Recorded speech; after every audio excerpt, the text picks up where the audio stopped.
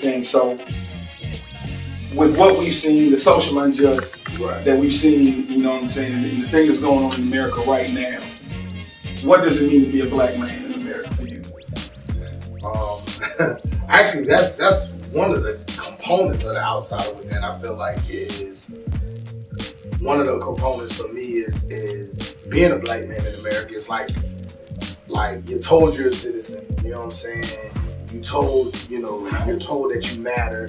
Everything's okay. You see black people doing these great things and middle class black people and stuff, and it's like, oh, okay, it's all right.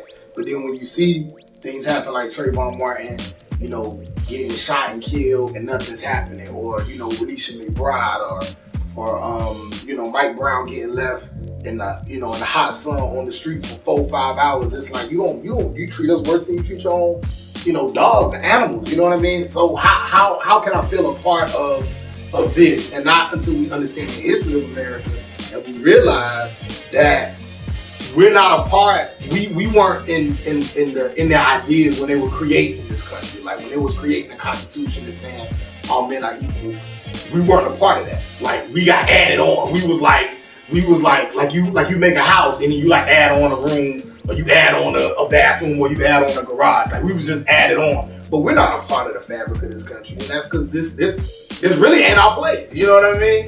So that's how black people feel right now. I feel like as a black male, that's how we feel right now.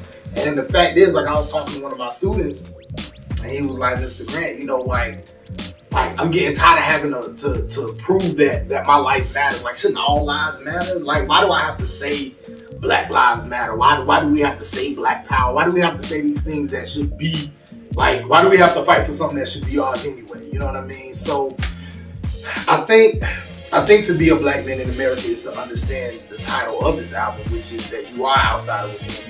You're a part of it, but you're really not. It's almost like it's like it's a facade. You know what I mean? And it's sad, but it is unique because out of that facade came hip hop. Out of that facade came jazz. Out of that facade came gospel. Out of that idea of kind of being in the middle, like not quite. Some of them don't feel quite African. You don't feel quite American. You just in the middle. And so because you in the middle, because you were outside or within, these ideas, like that's how hip hop comes about. That's how all these, like just the way black people in this country, just the way we walk, the way we speak, the way we act, just our whole culture, everything about us is so unique to the rest of the world. Because it's like, yo, how, you know, they don't even know how to explain it. How are you that cool? How are you how are you that cool? But it's because we don't have no place. We just kind of create it. Yeah, we just creating it for ourselves right now. And so I feel like the outsider within is like our story. You know what I mean? That's kind of like our story. So when I heard, the actual record, the outsider within, and I'm listening to that one, and you touch on just, I guess, just like you said, being somebody who thinks on a higher conscious, but it isn't. The world can almost look at you like you're crazy for doing that. You know what I'm saying? Because it's like you see things that other people don't see. Because some people, still running around, got the wool over their eyes and everything like that. So how do you put that into the music in a way that they can grasp? You know what I'm saying? So with the record outside of within, how does that process, like going in and saying, okay, this is how I'm gonna structure this and this is how I'm gonna put this together? Well, it's kind of like what you said earlier, like taking ideas and taking messages and then putting it so that it's not preachy. You know what I mean? Like there's other times in my life and other things I do where I'm preachy. But right now, especially when it comes to like making music and hip hop, I'm not trying to be like super preachy. But just putting those messages in there, and then of course having a great producer, somebody who can create the music around it, you know what I mean? Create dope music around it. I think that's what helps it get out there. I know with that particular track, because the outsider within can kind of feel like that, I got one of my homeboys from back home in Jacksonville to, be a part of that track. And I think he adds on a different element as well. So I think when you add on like these different elements, especially on something like the title track, I want everybody to be able to connect to it. So some people may be able to connect to it from the way I'm speaking it. And then some people may not. And that's why You know, you have a producer who maybe they connected to it through whatever he's putting out in the musical aspect. And then, you know, I got another rapper on there. Maybe they can connect from where he's coming from. But hopefully, my position is not just to put out what I believe, you know, but make it so that everybody can connect to whatever message it is that we're trying to put into that particular, you know, that particular track. So definitely. Yeah. And so when you doing the beats and you know you producing these types of records, like what's that like? You know, because you know you listening to, you know, the soulful records and then you get to Riot and you get this, you know, this rock record almost, and you know, you just get this beat that's, you know, not your typical. It's like, you know, I saw the chance that you took. You know what I'm saying? The chance that was taken on there. So, like, tell me about the music aspect, sonically, what goes into this project, the Outside Within.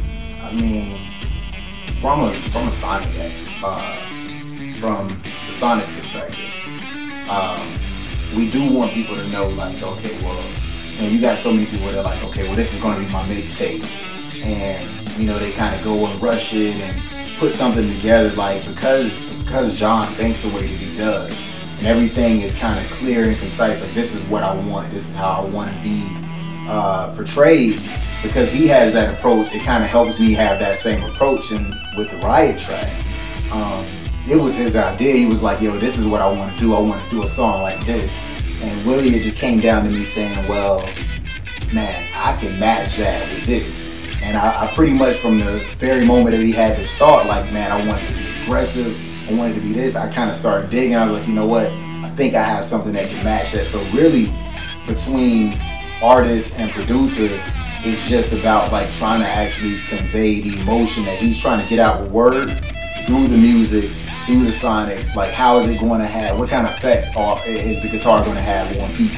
And the song sounds so, just even without words, it sounds so, like, infuriating. And it just kind of makes you just have this, like, feeling of, you know, people marching in the street, that there is some sort of chaos going on.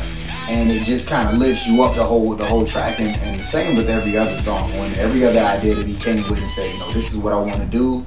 How can we make this happen?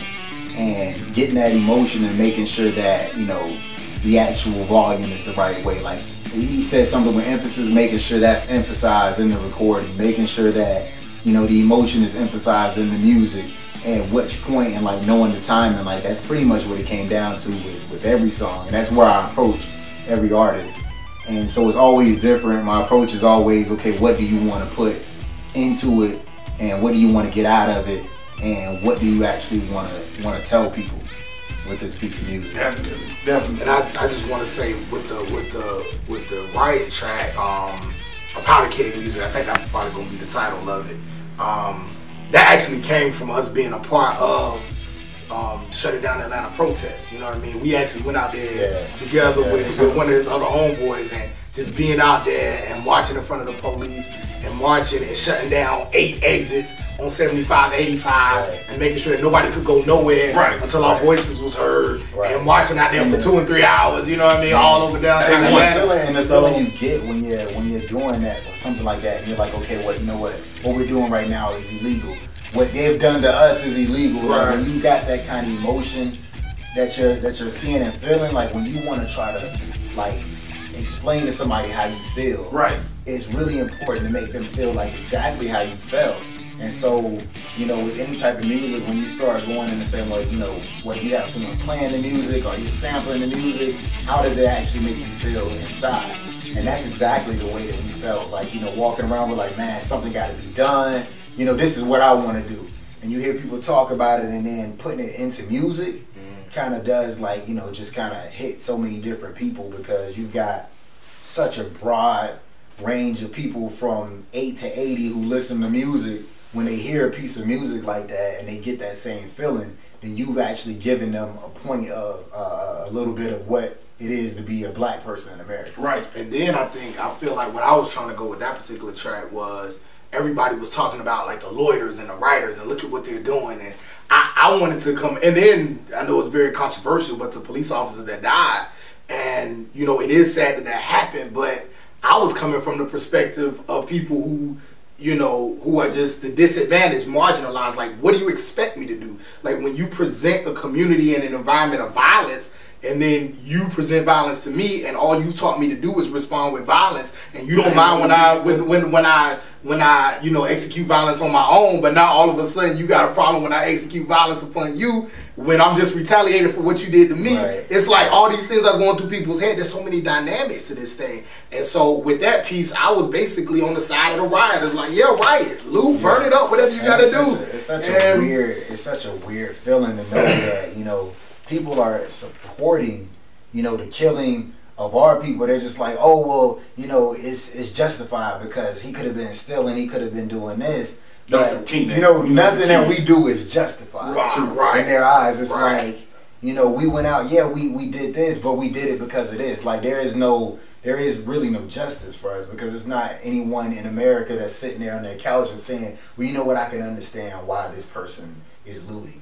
You know, I can understand why this person is, like, you know, doing the things that they're doing in response to what happened to them. It's just like, oh my God, I can't believe that they would even go and do that. I can't believe you would kill my people. Like, it's just like that for us. Right? Yeah. You know, okay, switching it up, I'm listening to a track that being from Atlanta means a lot to me.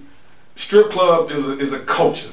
And then, you know, I pride myself, well, not pride myself, but, you know, I'm one of them people that you know, I know my way around by what closest the strip club, you know, what's the closest strip club. So tell me about Valerie. Who is Valerie? Who is Valerie? Hey, I don't know Valerie. Let me just put that out there. Man, Valerie, Valerie, I think we're both very proud of that track, just the way it came out. Valerie is really just about, actually Valerie was inspired by when I saw Fruitvale Station. And what I liked about Fruitvale Station was the way, I can't remember what the producer's name was, but the way he was able to bring the humanity out of Oscar Grant. You know what I'm saying? Like, a lot of times when these things be happening, like, you just see a guy in a hoodie and you don't see a father, you don't see a brother, you don't see a son, you don't see somebody who made mistakes. You just see this person who died, and you don't see a person, you see a symbol.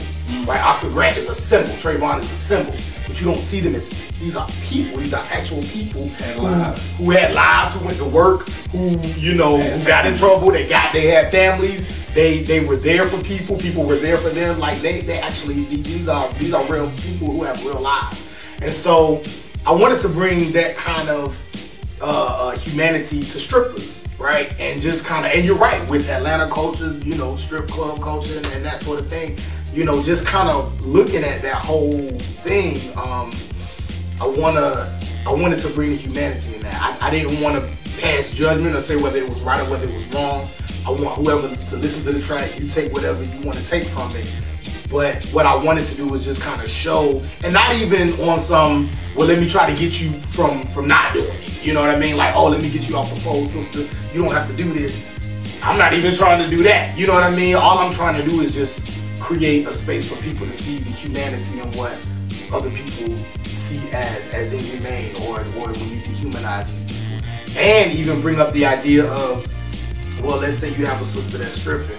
Why is she stripping? Is the problem is that she's taking off her clothes for money, or is the problem that she's in an environment where she feels like she has to take off her clothes for money? Like, what's the real issue? What's you know the what I mean? Like the role to say that this is the only means that you had. Right, exactly. To you know, whether it be feed your family or, you know, you feeding yourself. What happened along that, you know, we all came up, we all grew up, we was all kids, we was all told we could do whatever we wanted to do. What led to that? And that's a part of the outsider within. It's like, that's why on one part of that song I say, is it agency or society? Like, was it your decision, or was it your situations that made you have to do that? You know what I mean?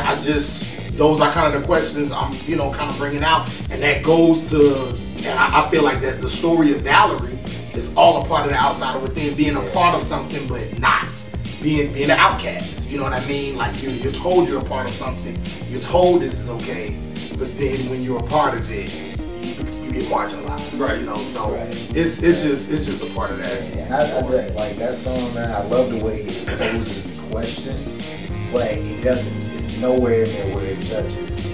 You know, Right. Like you're not judging anybody.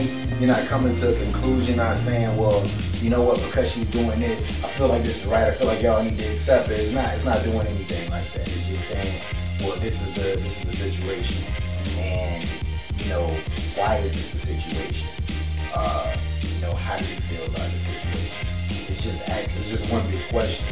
And there's so many different things happening sonically with the song where different voices coming in. John starts out rapping, Keisha Fortune comes in singing, then you have, you know, Yana comes in and just powerhouses it, and you know, it's just so many different parts of it. It's the thickest song on the album, and I feel like it just like completely makes you have to really sit back and like you listen to it, and you never draw any conclusion from it. You just all of a sudden you're aware of like, all right, this is a situation that I need to put thought into. Exactly. And it leaves you there. It goes off, and that's it. That's your last thought. Yeah, and I can honestly say that that we were about halfway through the album when we decided to do Valerie, and when I got the idea, I was listening to the Amy Winehouse track, and I was like, man, I want to spit over this, and I was going through in my mind like, how do I tell Jamie I want to do this? Like he gonna say no, and when I brought it to him and I brought the idea, it was at the end of a session.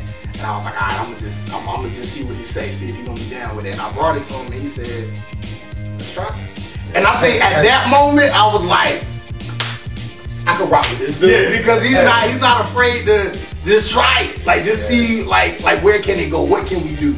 You know? I think that shows on the whole project. You know what I'm saying? The whole project to me was taking a chance. Because, you know what I'm saying, just the subject matters throughout, you know what I'm saying? It is just something that some people are too scared to talk about, you know what I'm saying, or you know, not aware of, to even bring up, to talk about. So, way to go, you know what I'm saying, to take those kind of chances, right, man, and to not be afraid to take those kind of chances in music, man. But where does that confidence come from to say, this is what I'm gonna do? Like, you know, tell me about, you know, saying your upbringing, and tell me about John, and like to this person to create this particular album. Like, what led to you know what I'm saying, to the inception of The Outsider Within? That's a good question. That's why I'm glad I asked you. You always bring up real good questions, man. The confidence, man. Oof. That's a loaded question. I think the confidence for this album